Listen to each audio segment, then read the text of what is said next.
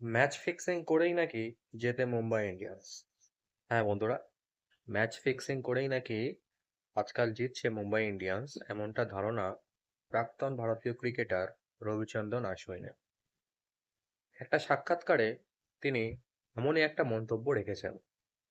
তা আশ্বিনের মন্তব্যটা কি?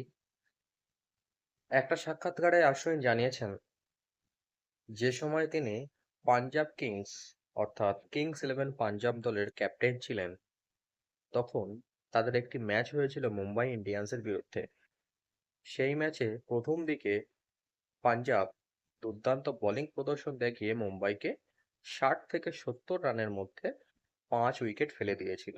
এবার তারপরেই নাকি হঠাৎ করেই আলো চলে গিয়েছিল মাঠের। এবার ক্রিকেট এমনই একটা খেলা, রাতের বেলা খেলা হলে আলো ছাড়া তো সম্ভব নয়, যে কারণে খেলা বন্ধ রাখতে হয়েছিল। এবার খেলা শুরু হতে হতে আবার 20 মিনিট সময় লেগে যায়।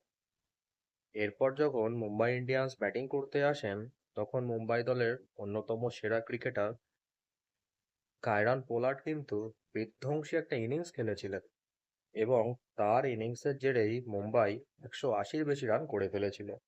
এটা কিন্তু অশ্বিনকে বেশ হকচকিয়ে দিয়েছিল।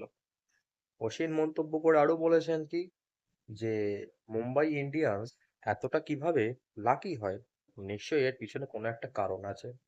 যদিও তিনি খোলাখুলিভাবে প্রকাশ না করলেও নিশ্চয়ই গোড়ায় গন্ডগোল আছেই।